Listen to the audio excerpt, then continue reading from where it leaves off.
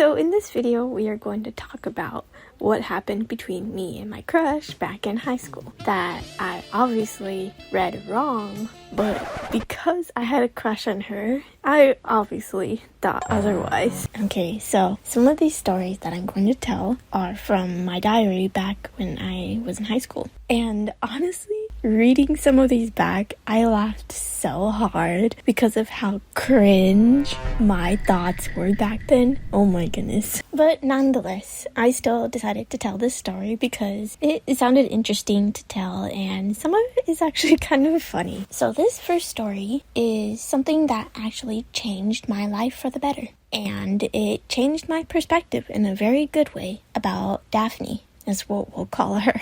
Okay, and now this moment was kind of like a for me because this made her my favorite person. What I mean by this is that no one else in the past had really mentioned this or said anything like this to me, which made me feel wanted, and that's why I appreciated her that much. So back in our freshman year of high school, we were hanging out with our group of friends, or some of our friends. I don't remember exactly, but we were hanging out with some of our friends. And at some point, because I was super quiet back then, I didn't talk to anybody, or I barely talked to anybody at the time. However, at some point, as we were hanging out together, I decided to walk away and to walk by myself around the school because that's just what I like to do. And as I started walking away, I heard someone running behind me, getting closer and closer. And all of a sudden, I heard Daphne's voice behind me. She asked, "Hey, where are you going?" I thought we were friends. So at this point, me as a freshman, I saw this moment as both exciting and I was also a bit confused because, again, no one has actually said this to me before. So I kind of just stuttered a little bit. I was like, I don't know. And let me tell you, that moment had started something. And now at the time, I did not convince myself that I had a crush on her. I would convince myself that I was just very happy that she was one of my good friends. And then as soon as sophomore year came around, I convinced myself that I had an actual crush on her, a girl. But I could not, for the life of me, tell anyone, not my friends or my family, mostly my friends, because me, Daphne, were friends with the same group of friends. And at the time, in high school, if I told our group of friends that I had a crush on her, they would act super surprised, and at the time, I did not want that reaction. And this next story that I'm about to tell was very embarrassing when it happened, and I laugh at myself when I remember this memory because at the end, after this happened, I didn't say anything to her. I did not give her any context as to why it happened. So I was like, oh my goodness. So what basically happened was, it was end of school. It was just me and Daphne. We were walking out of school and she needed to cross the street. And before she crossed the street, she decided to hug me. And my cringy thoughts back then thought it would be a great idea to, instead of hugging her around her backpack, but to instead try to put my arm under her backpack so that I can hug her closer. And now there's a string under the backpack that basically blocked my arm from going any further besides her butt. And at that moment, she let go of me and she gave me a weird face. And she asked me, "Did you just touch my butt?" And I just laughed. I did not say anything. I just laughed. And we both just walked away and did not say anything else after that. Then around a few months later, it was after lunch, the bell had rang and everyone was starting to walk to class.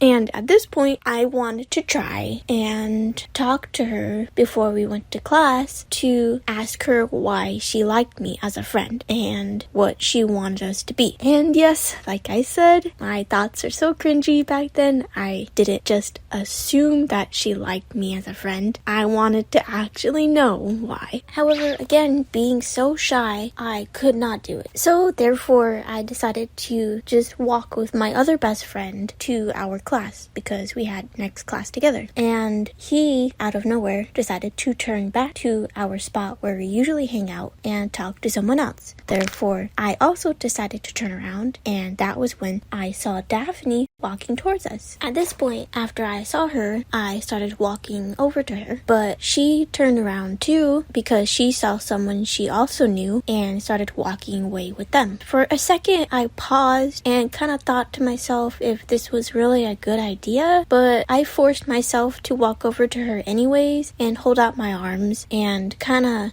it felt like a forceful hug. Like, it wasn't a harsh hug, it was a soft hug, but it felt like I forced it, and I felt bad after doing that. And the only reason why I felt like it was forced was because Daphne was still looking at her friend while they were still talking. And me being an awkward kid in high school, this was one of the things that I thought about the most. So after giving that felt hug to her, I was thinking about that the whole 6th period. However, I felt a little better afterwards because after school, Daphne wanted to get some ice cream. So we went to the ice cream truck that was outside of our school, and she offered me some, but I said no, which is also because I was super shy and didn't know how to interact properly, especially with my friends. And then after that, when she needed to go home, she hugged me tighter than she usually does, and then we both walked away. And then the next day at school, it was lunchtime, and Daphne asked me to walk with her to drop off her backpack in her classroom. And at this point, I was really excited because I was thinking, oh, she didn't ask anyone else except me to go to her class, just the two of us. And I was fangirling so much. Then later that day after school, I went over to her house to hang out. And this was when I got the balls to confess my feelings to her. However, when I did say my feelings, she didn't really say anything back.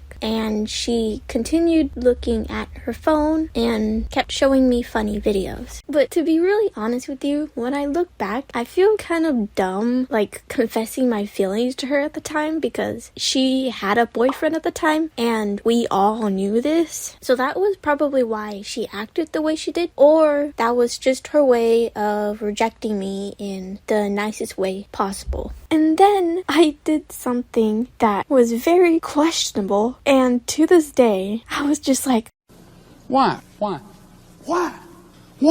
After I had to leave her house, we stopped outside of her front door, and I proceeded to ask her, what do you want us to be? And obviously, she said, I don't know. And for some reason, I thought it would be a good idea when I got home that I would text her the same exact question. And I was so upset because she didn't answer my text. And now that I'm thinking about it, I'm just like, why? She reacted the way she did for a reason.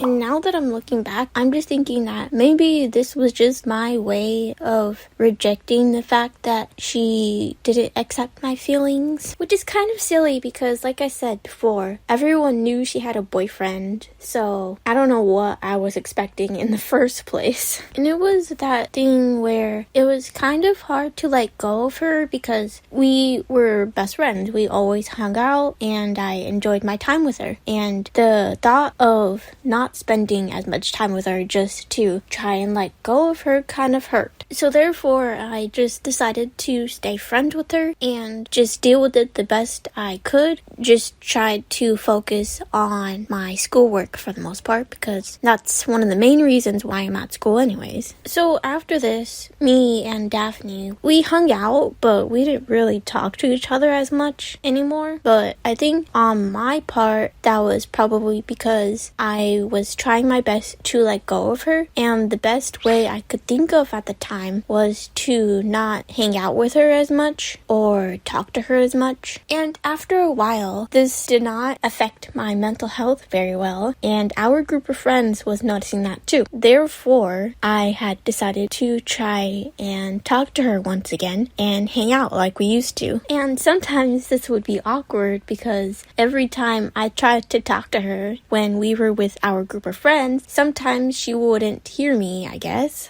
and she would talk to someone else in our group. Then one day, after school, me and my group of friends decided to stay and watch one of our football games, where our friend Andrew was saying that he was forced to go, even though he was smiling and laughing the whole time. Then, what seemed to be like forever after Daphne decided to ignore me, she got up and asked me to go with her to go get snacks. Then, later that night, she asked me the same thing as we both went to go get more snacks. Then, at random, she told me that she wanted us both to have rainbow cat face makeup on. And at this point, I figured that this was just her way of trying to talk to me again and deal with me confessing to her. Then afterwards, Daphne asked me and our friend Mary to meet her behind the stadiums. So as our friend Mary was still getting ready to come with us, Daphne laughed and told me to come quickly so that we can beat our friend Mary to the back of the stadiums. Then, as we're both running towards the back of the stadium, just cracking up, out of nowhere, Daphne puts both of her arms inside of her sleeves and pretends to flap her arms like she's a bird. And even though she did this in a weird way, I was so happy that she decided to still be friends with me and try to hang out like we used to. 1 month later, me and Daphne decided to walk with our friend Andrew to his next class, which was photography. Then, as we're all in the class, Daphne decided to tell me that she wanted to do photography class with me next year. Which, again, yes, was pretty random for her to say, but she was also probably an awkward person during high school, and this was her way of dealing with my confession. Then the bell rang after lunch ended, and everyone needed to go to class. However, Daphne did not have a 6th period, therefore she could go home. But before she walked off, Daphne decided to hug me goodbye. Then she started walking away, and as soon as I turned my back, she hugged me again, and then she proceeded to say bye and walked away once again. 3 months later, it was Daphne's birthday, and me and our friend Mary decided to sleep over at her house. Therefore, there were 2 twin beds put together in the living room with 3 pillows. That way we can all sleep in the living room. So we were all laying in the bed with me on the right side, Daphne in the middle, and our friend Mary on the left side. As we were watching a movie on the television screen, Daphne decided to turn to our friend Mary and ask her a question. And as she was asking her the question, she decided to scoot closer to me. And honestly, this was probably because she was sleeping in the middle of both of the beds, which was probably uncomfortable. But at the time, I was just really happy and excited that she decided to choose my side of the bed, I guess. And as soon as me and my friends fell asleep, I was turned away from both of them, so I was looking away from Daphne. Then at some point, as we were all sleeping, Daphne decided to scoot even closer to me. She was so close to me that I could literally hear her breathing right next to me. Now, she was keeping her arms to herself. It wasn't like she was hugging me completely, but she was literally sleeping right up against me. And even though we all had a long day and I was so tired, I couldn't sleep after she was doing these things because I was fangirling so much. I couldn't help myself. Then at some point, after sleeping on my side for so long, my side started hurting so much that I needed to turn onto my back. So as I was turning onto my back, Daphne decided to put her leg on top of mine. And that was when I was like, oh my gosh. She's sleeping so close to me.